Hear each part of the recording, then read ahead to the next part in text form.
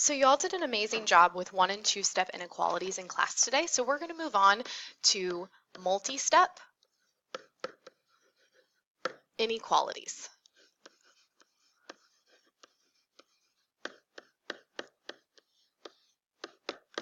So multi-step inequalities are very similar to multi-step equations. So let's talk about how is this the same as, we're going to do 2 parts, same as multi-step equations. And how is it different?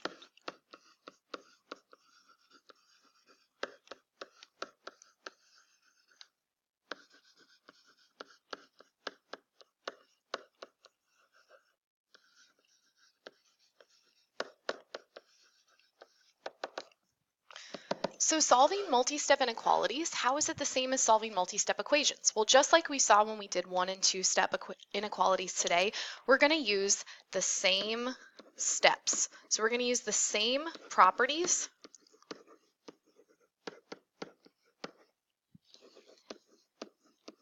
For example, adding a number on both sides, dividing both sides by the same number, except instead of calling them properties of equality, we call them properties of inequality. So that's properties of inequality.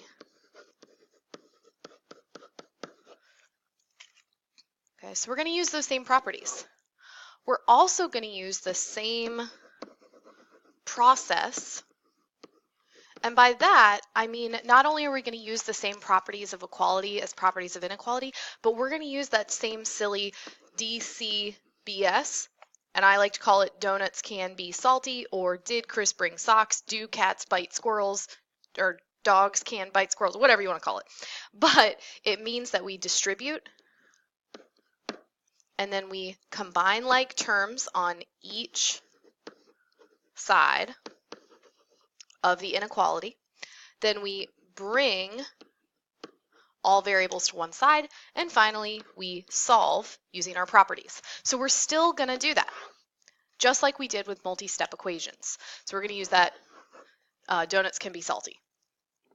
How are multi-step inequalities different from multi-step equations? Well, we're using the same properties, we're using the same steps, but we do have the difference for when our solutions,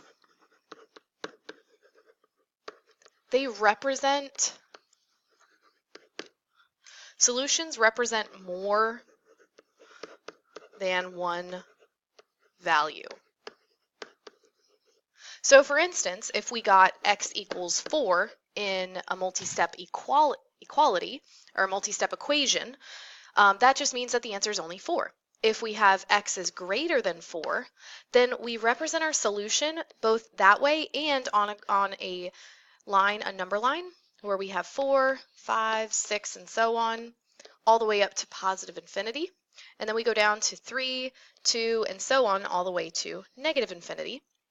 And we graph it on a number line, because it's not just one single number that's a solution, it's all numbers greater than 4. So we have a closed circle on 4 and everything to the right, all those greater than 4. So our solutions are different. We have more than one solution. And then remember, we have to flip the sign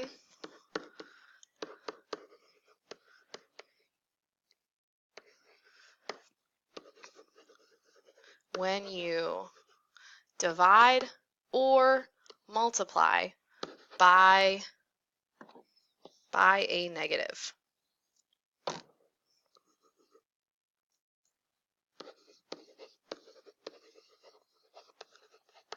And we'll see examples of exactly what that looks like.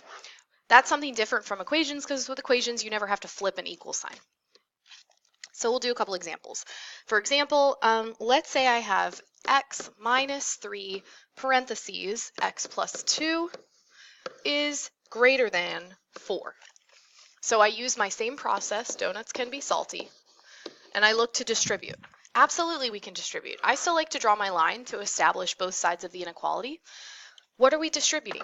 Well, I'm distributing a negative 3 times x. Keep in mind this x in the front just comes down. And we have negative 3 times x, which gives us negative 3x, then negative 3 times positive 2, which gives us negative 6, is greater than 4. So we've distributed. Combine like terms on either side. What terms can we combine? I have an x and negative 3x. Combining means we're just adding them or subtracting them. I have a single x and a negative 3x. So this will become negative 2x minus 6 is greater than 4. So we've combined like terms on both sides. Bring all variables to one side. Our variable's only on the left, so we don't need to do anything with that. Last step is just to solve. So we'll use our inverse operations just like we would before. I start with what's furthest from the variable, which is this minus 6. So I do the inverse, which is plus 6. Let's do that on both sides. That's a zero pair. We have negative 2x is greater than 10. Now I need to isolate x. I currently have negative 2 times x. So let's do the inverse, which is divide by negative 2. Divide by negative 2. Right now, alarms should be going off in my head because I'm doing something that is different with inequalities. If I divide or multiply by a negative, I automatically need to switch the sign. So make sure you switch the sign as soon as you multiply or divide by a negative. This leaves us with x is less than negative 5. So our answer is x is less than negative 5. And then we're going to graph it on a number line. Negative 5. All you really need is 2 other points around it, one more than and one less than. And let's decide, is this going to be open or closed? Well, it's just less than. If you have less than or greater than, that's an open circle. If you have less than or equal to or greater than or equal to, that's a closed circle. So anytime you have that or equal to, that's an extra piece. So I think of that as the extra filling in of the circle. So we have an open circle on negative 5, and its x is less than that. Number's less than, so we're moving to the left. The last thing that we're going to see, and you may see this written on some of our examples, is called interval notation.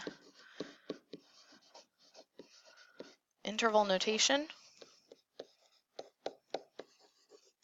Interval notation we'll get more into next class, but just be aware of that. It's another way to write your answer, and we'll get more into it next class. Right now we're just practicing solving, flipping when we multiply or divide by negatives. We'll do one more and call it a day. All right, for this one, let's do 7x minus 2 times x minus 4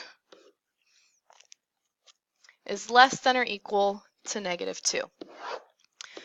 Distribute, combine, bring, solve. Donuts can be salty. Distribute a negative 2. So I have negative 2 times x, negative 2x. Then negative 2 times negative 4, that's positive 8. And 7x just comes down. It's less than or equal to negative 2.